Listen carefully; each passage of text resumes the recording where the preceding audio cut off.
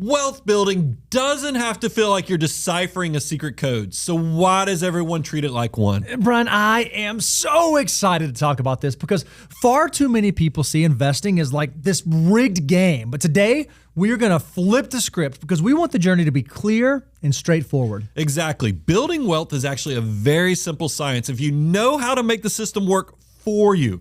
And that's what we want to share with you today. So let's jump right in. When it comes to science, there are a couple different sciences at play. And the first one is one I think a lot of people, Brian, have heard of or at least are somewhat familiar with, and that's behavioral science. Oh, this is the stuff of what you do and how that impacts you. This is the one thing when you think about the different sciences at play that you have the most control over. It's the one that you can actually influence, that you can actually impact. So it's why we want to start with behavioral science. And this makes a lot of sense. If you understand the math of compounding and so forth, none of this matters if you're your own worst enemy, if you're working against yourself with all your decision making. So that's we got to make sure we get the behavior right first. So how do you do that? What are the things that you need to do if you want to positively impact it? Well, the first is you want to build good habits. We want you to be in the place and be in the posture that, man, the things that I'm doing over and over, they are replicable, and the things that I'm replicating are actually net positives for my financial life. Now, I've been around enough gurus. They tell you it takes 21 days to build a habit and 90 days for that actually to become a lifestyle. So how is this actually going to intersect with finances? Yeah, the thing that you need to do when it comes to the best habit you can build is simply living on less than you make. Whatever your paycheck is, whatever dollars you have coming in, you don't want to spend all those. You don't want to consume all those. You want to figure out, how do I have a lifestyle below that threshold so that I'm not just waiting every pay period for the ends to meet. Now, this sounds a lot like the first ingredient of the 3 ingredients of wealth building, which is discipline. Without a doubt, when you say live on less than you make, this means that you have enough discipline in your life that you are letting some of that money turn into margin so it can be invested over time. And that margin is the actual thing that you use to begin building wealth. But you cannot have the margin. You won't build the margin without discipline. And yet some people say, hey, you know what? I don't have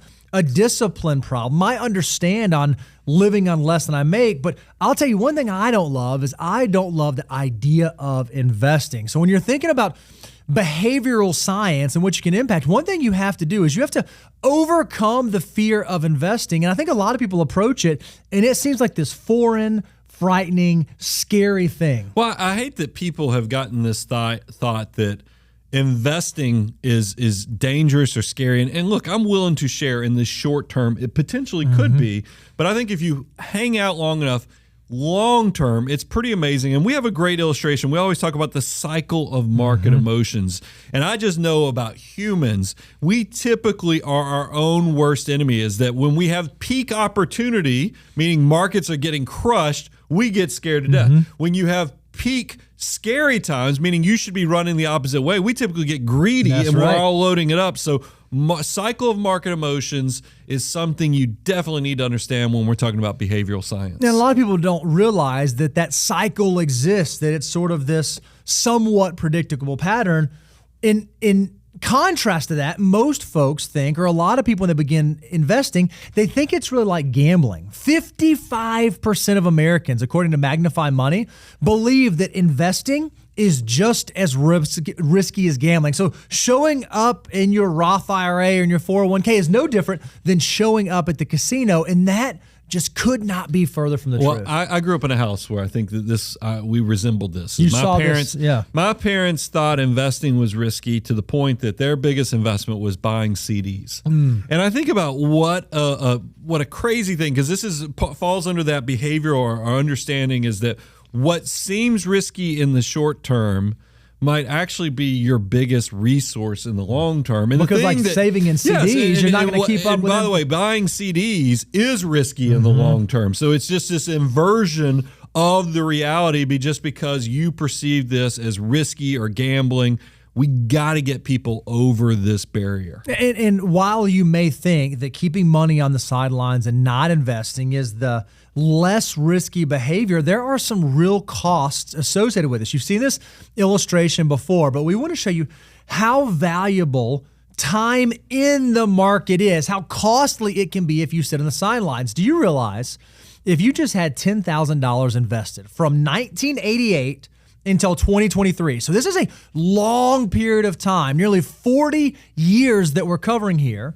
If you would have just invested that $10,000 at the beginning of the period and left it invested, by the time you got to 2023, that $10,000 had turned into almost $420,000. I want you to remember that number, 420. Well, this is why you don't have to be the best investor, because I think a lot of people think, well, I got to buy low, sell high, and that's the only way to win. No, we're just telling you, just be there. Be there for the good days, be there for the bad days. And we're nerdy enough, by the way, if you see this, because you just said it's close to 40 years.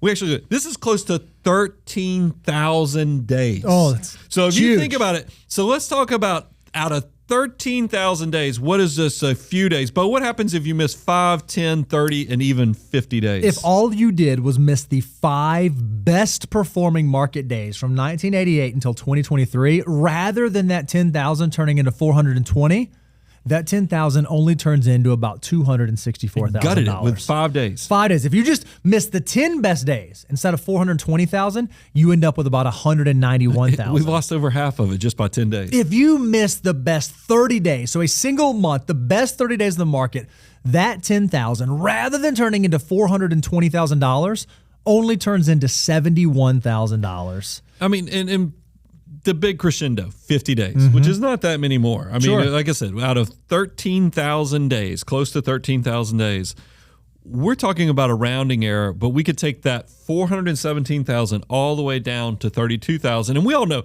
none of us have the sports almanac. None of us have the flux capacitor. So we couldn't do this if we wanted to. So just go ahead and save yourself the calories, the mental horsepower, and just know that you're going to be committed to stay into this market. So how do you do it? How do you combat that? Well, that's the other good habit that you can build. And Brian, you say this all the time. The key is always be buying. ABB, baby. Always be buying. That's for sure. This is the idea that no matter whether the market is going up or whether the market is going down, you're putting your dollars to work. And the beauty in this is that it's a win-win.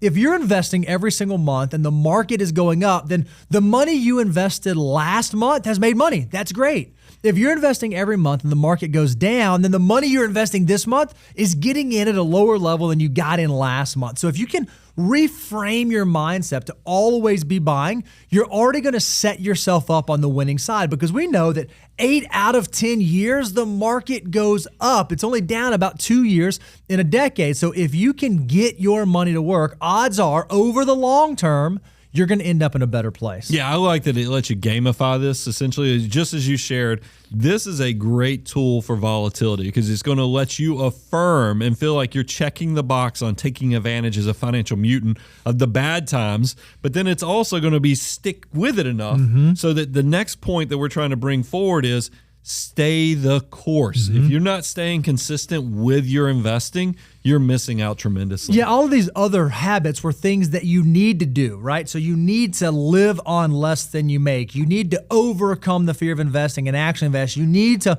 always be buying. Staying the course is kind of the other side of that coin. Hey, what do I not need to do? I don't need to deviate from my plan or change my plans. I need to recognize that if I can just stay true to myself, if I can just stay grounded, this thing works. And Brian, you say this all the time, that if you ever get uncertain or you're ever unclear or something makes you feel nervous, there's a really good thing you can do to help move you in the right direction. When in doubt, zoom out. Look, I've already shared it. My parents thought when the stock market was risky, it was gambling. And without a doubt, if you look at this in this short term, it looks like this is chaos. I mean, if you look at annual rates of return of just like the S&P 500 or a 60-40 portfolio, if you were trying to even add some diversification, it looks like you're like, why would I do this? Do you see what emotions this would probably just bring up in me? Why would anybody stay the course if you look at all these random dots and that are on the screen? For those of you out there in podcast land, what we're showing is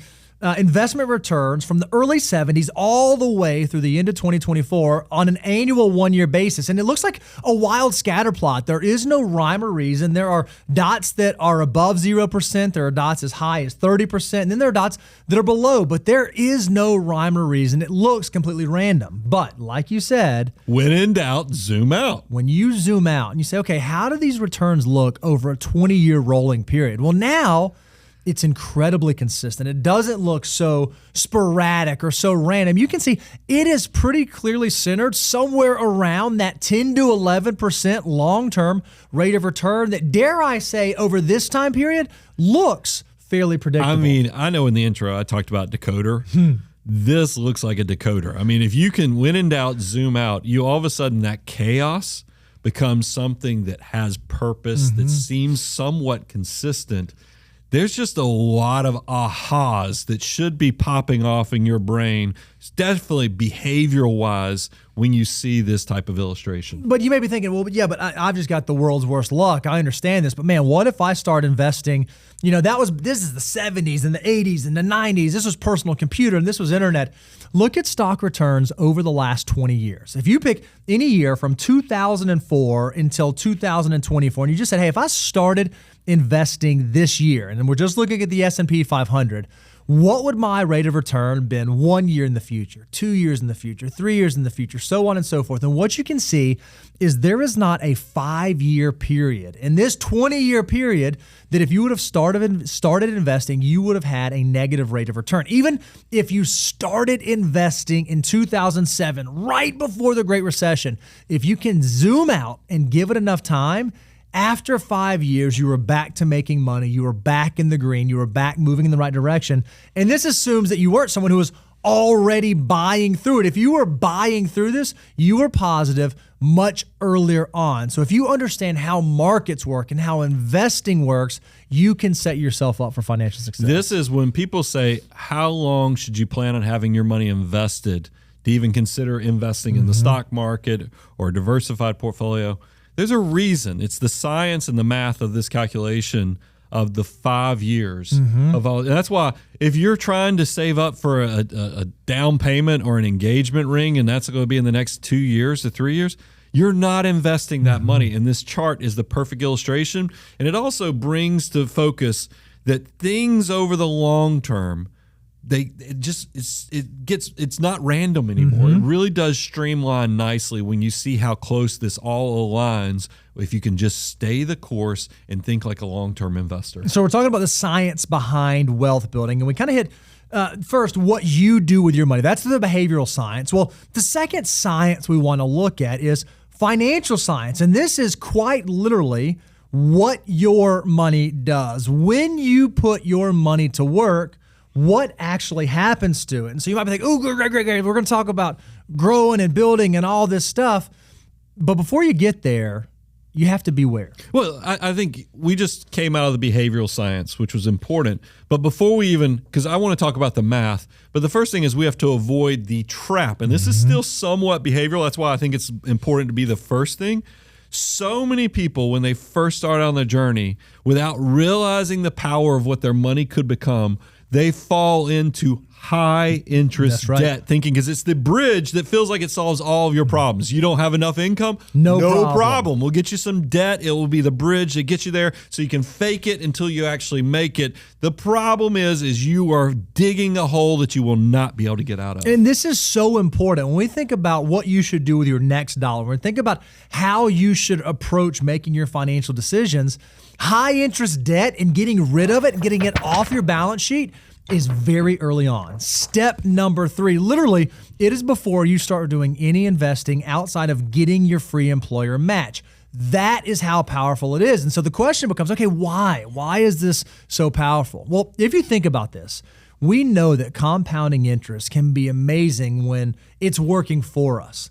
But when it works against us, I don't think we often recognize the gravity of how bad it can be. And we just said, if you took $1 and you made a reasonable rate of return of 8% over a decade, that $1 would double, which is great. That $1 would turn into $2. That's awesome. if you fall into the trap of high interest debt and instead of making 8% on your money, you're paying someone else 22% annualized on a credit card, rather than your $1 doubling, you actually go 5x in the hole. You actually lose $5 in interest over that same time period.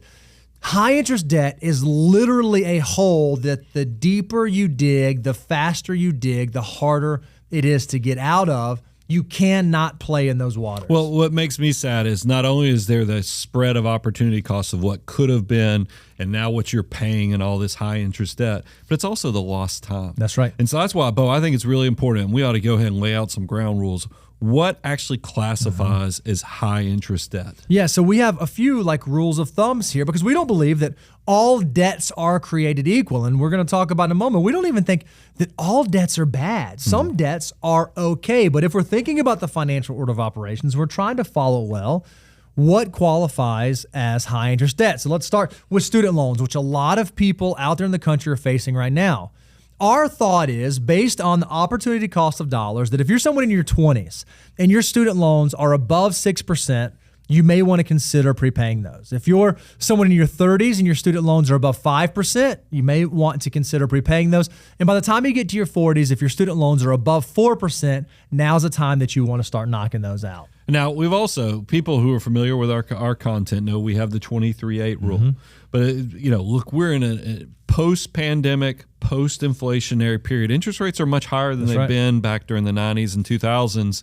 So people are now saying, what about those consumption interest rates like on car loans?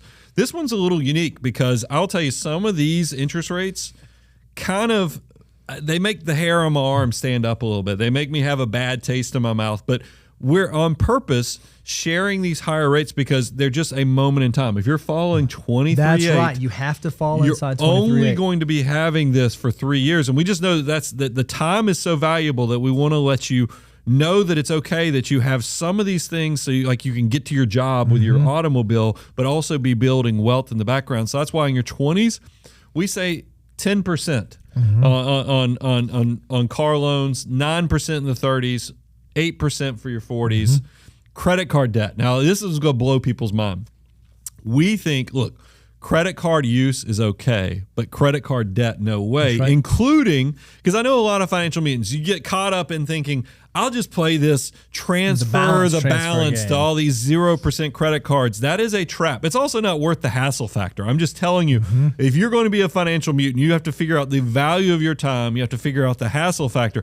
I don't want you doing any of those reindeer games whatsoever.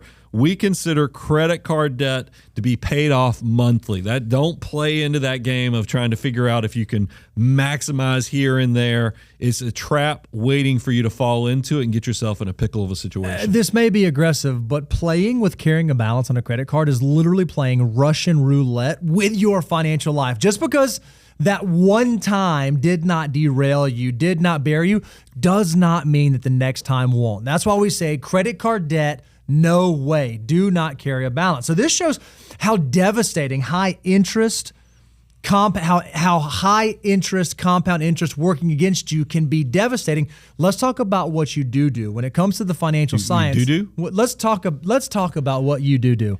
The financial science side of it would suggest you want to get compound interest on your side. You don't want it working against you. You want it working for you. Well, how could we talk about, because I'm glad we're moved away from the trap of debt. Now let's get to what I get excited about, the wealth multiplier.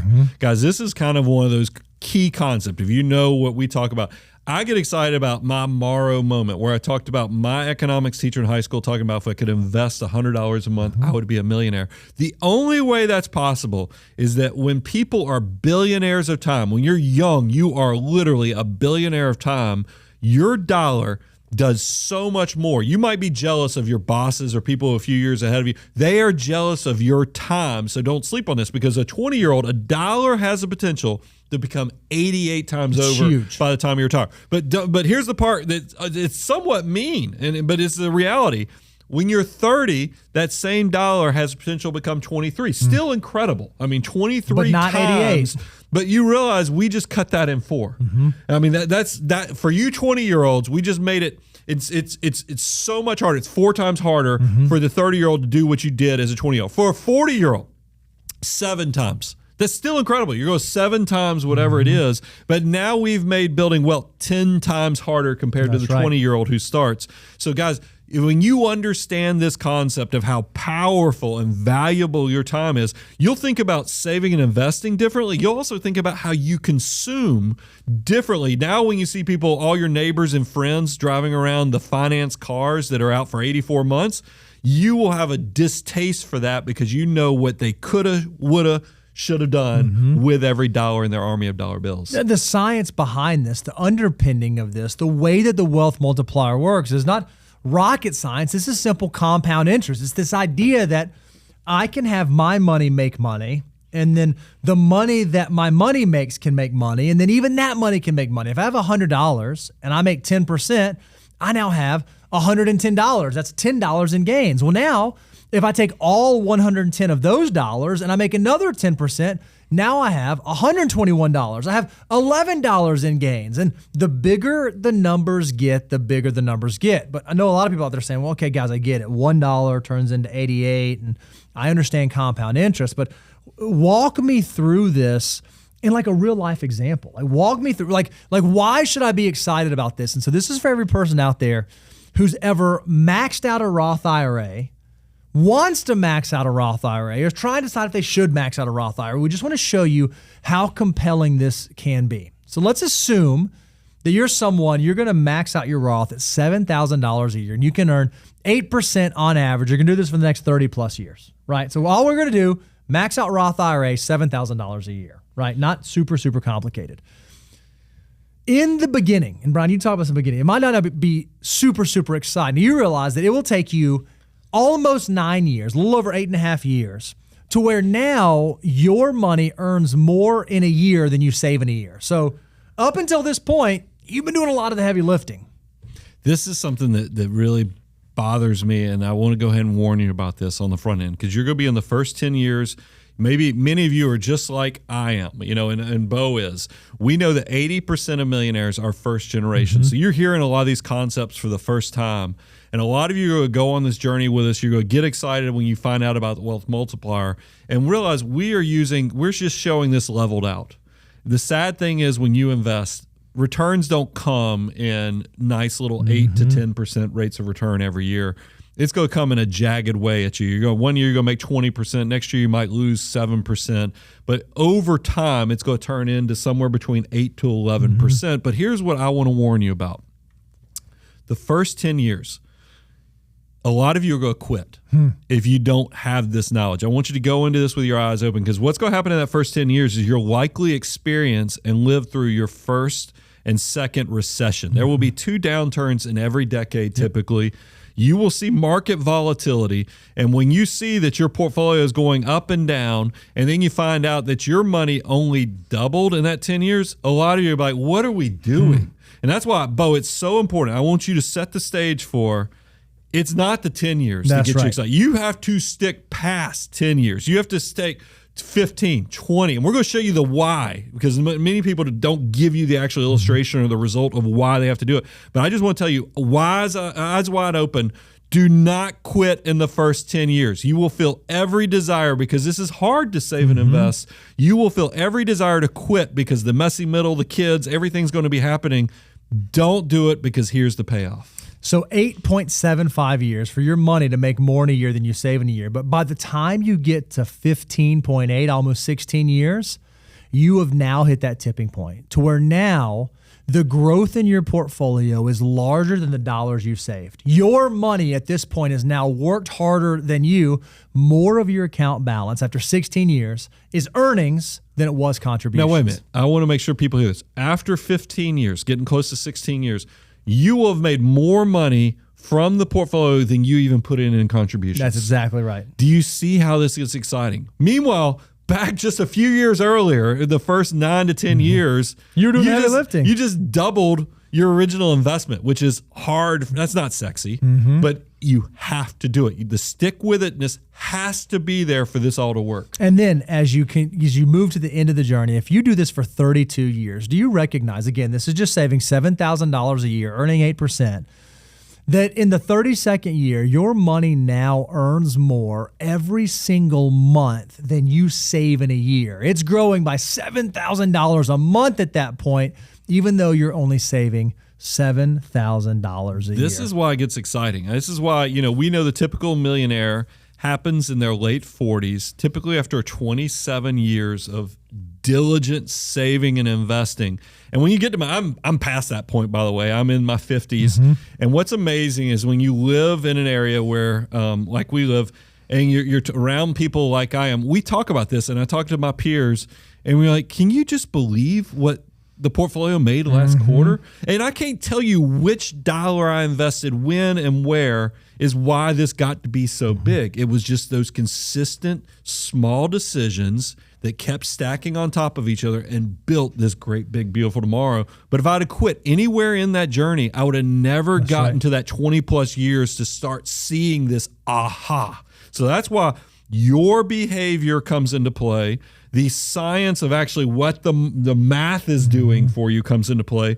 Bo, now we ought to talk about what's the science of the economy, because is this something that can continue to keep going forward, or are best days behind us? Yeah, it's really interesting. We talk about behaviors, what you can do, and financial science, what your money does. But now let's talk about the system in which we operate, because there are a lot of people out there that thinks, oh, the system's rigged against me, and this is only for the other people. And I would actually flip that. I would argue that if you are an investor and you are committed to long-term investing, the system presently is actually rigged for you. And if you don't believe me, just think about some of the structures that we have in place. Now, you're going to think when I say this, oh, these guys have lost it.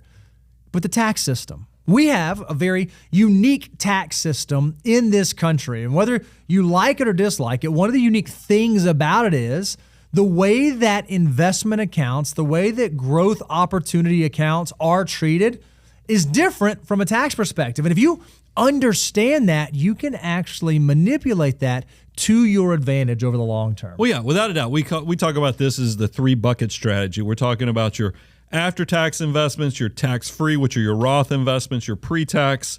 This can be, because look, we know that pre-tax, this is this type of assets that you want to put like your bonds and your fixed income, all because income. Everything's going to be taxed as ordinary income. You ought to know that. That's a variable you ought to understand so you can put what needs to go in those accounts.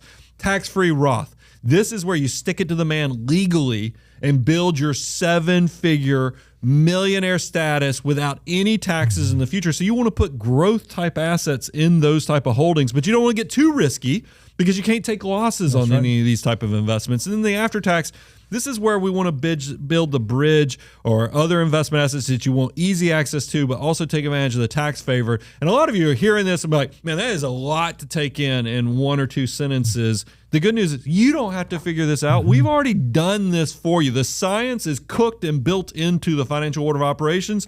It is very much set up to take advantage of every one of these tax buckets for you. We've done the heavy lift. So if you want to know more about the financial order of operations, go to learn.moneyguy.com. You can check that out and do the deep dive. So obviously the tax system is structured. The way the accounts are set up is structured in a way that you can take advantage of. But even taking it a step further, okay, guys, I get it. I get the buckets, but what do I do inside the bucket? Well, even there, the system has now morphed over the last decades that now you even have a huge advantage in your corner that you get to take advantage of index funds. And as a reminder, just like quick vocabulary lesson, an index fund is just a specific fund that tracks some sort of market index, meaning it tries to mimic that segment of the market. So most often people think about like the S&P 500. It's just the 500 largest publicly traded companies in the United States. Well, rather than me having to go out and buy all 500 of those individual stocks, I can buy a single ETF or a single mutual fund, and I can get exposure to all 500 of those companies. And they are incredibly low cost to operate. So I don't have to figure out what do I go buy and when do I buy it and when do I sell it. I don't have to go try to beat the market. Index funds provide me an opportunity where I just get to be the market. Yeah, don't try to beat it. Just be the market. Preach. That is where this thing is at. And then that ties into it because a lot of you, remember that whole analogy, this is gambling? When people see this next illustration, I think it just kind of puts to bed. It is so much better to be a bull market investor than even the fear. It's almost like, if you watch Monsters, Inc. and other things, and you're worried about the boogeyman under the bed that you sleep in at night and the dark is scary. When you understand the actual how dangerous is a bear market, you quickly realize, no, it's better to be a long-term investor. The fear I have about those downturns is probably much more overplayed. And I even have tools that can fight this. I'll have diversification. We'll get into all that, why you should consider when your life gets complicated. We'll have a solution. But both show them why being an investor, especially bull market investing, is so much better than bear markets. Yeah, if you think about in the market as a whole, the S&P 500 from 1942 to 2024. So we're talking about like 80-ish years around here. And you just look at, okay, how long did bull markets last compared to how long bear markets last? And you can see bull markets last a whole lot longer. And you think, okay, well, how severe are the bear markets? How bad is the drawdown relative to the uptick in the bull markets? And what you can see is that bull markets are not only much bigger and much longer and much better and much more frequent. If you were looking at this and thinking that the stock market was gambling and thinking that the stock market was risky, you would say, man, I'm going to put my money on the bull market. I'm going to buy into that side of it. And that's what our entire system is built on. That's why we want you to always be buying, because even when the market is scary or uncertain or down, when you compare that to what it looks like when it's up and not scary, it is a very, very, very different picture. Now, look, and we put up all the disclaimers because we never try to push things or skew things, because we really do try to be as transparent as possible. But a lot of people are going to say, but past performance is not indicative of future. And that's true. We don't know, and that's in all the disclosures. But there is something that I always think about. It's this. Once I discovered this, I was like, oh my gosh, this makes sense. Is that you hear about the law of accelerating returns. This is the thought. This, just like I tell you, your money doesn't grow in a linear fashion. We as humans, we think in linear terms. We think that it's always going to be 1, 2, 3, 4, 5, 6, 7, and so forth. And it takes forever to stuff to build. And it's just not that way. It typically goes more like 2, 4, 16, and then goodness gracious, this thing's getting big. And that's the way it works with investing too. And we put up an illustration called kind of make this point about law of accelerating returns.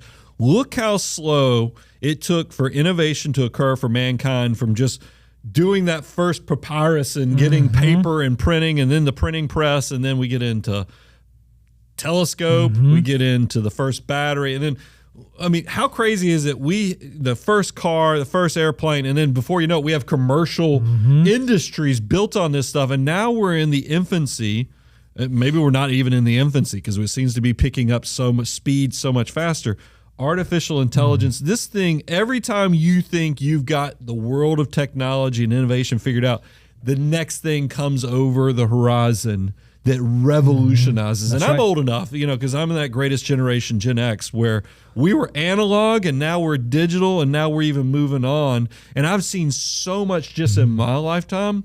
This is not slowing down. So that's why when it's not a zero-sum game where in order for you to win, somebody has to lose. The pie is actually getting bigger, and that is the good news that gets exciting. Now, look, we might build this thing up to where we build something that takes us out, but at least financially, we are going to be able to make money as this law of accelerating returns keeps going forward. So you may be saying, okay, guys, I get that. I hear you. I understand that. But I know, in fact, the market is scary because I've experienced it. I was investing in 2008. I was investing during COVID. I was invested fourth quarter 2018. I was invested during the dot-com bubble. I know that the market does have periods where it gets scary. And we're not going to fight you on that. That is true. But here's what we know about the way that the science of the market works, that the way the market works is when there's a downturn, when the market moves in a negative direction, when we hit bear market territory, oftentimes there is a V-shaped recovery.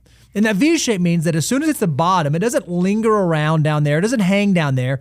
As soon as it hits that lower point, it catapults up and starts moving in a different direction. We actually have the math to back this. We said, let's look at the S&P 500 and look at every bear market since 1950, right? So how bad was it? And if you average out all the bear markets we have, the average loss is about 35% from the height, from the peak to the trough.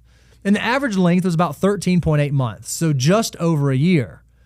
But did you know that after the bottom of that bear market, on average, in the first month of recovery, the market recovered about 15%.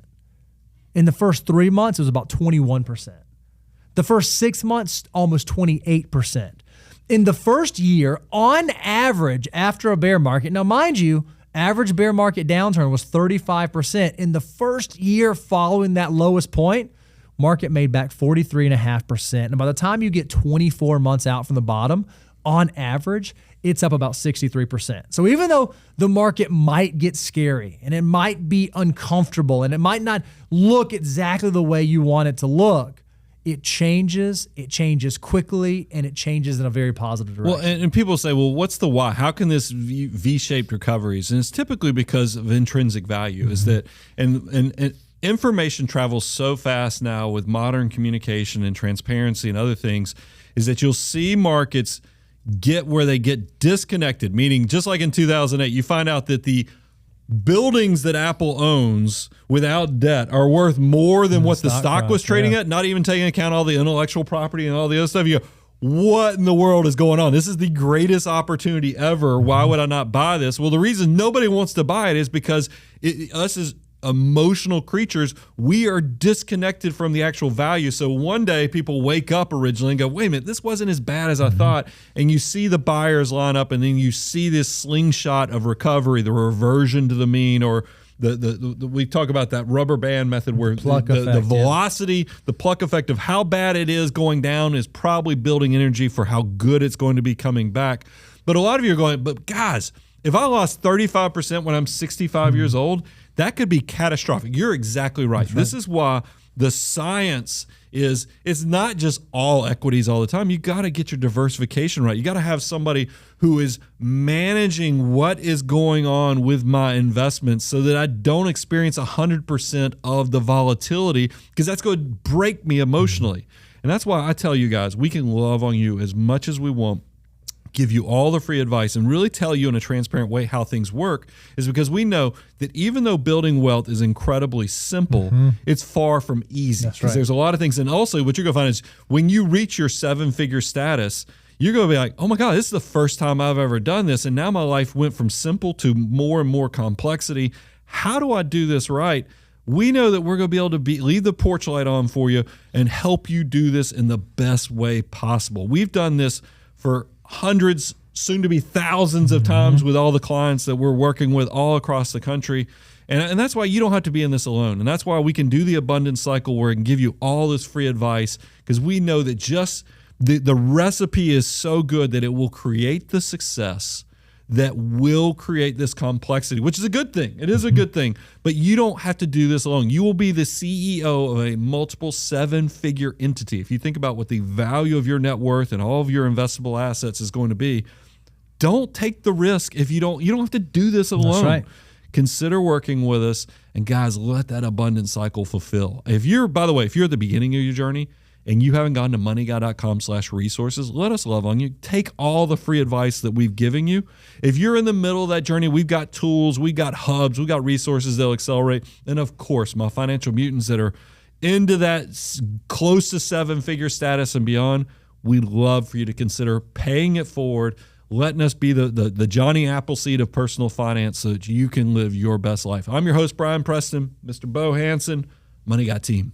Out. The Money Guy Show is hosted by Brian Preston and Bo Hansen. Brian and Bo are partners with Abound Wealth Management. Abound Wealth Management is a registered investment advisory firm regulated by the Securities and Exchange Commission in accordance and compliance with the securities laws and regulations. Abound Wealth Management does not render or offer to render personalized investment or tax advice through The Money Guy Show. The information provided is for informational purposes only, may not be suitable for all investors, and does not constitute financial, tax, investment, or legal advice. All investments involve a degree of risk, including the risk of loss.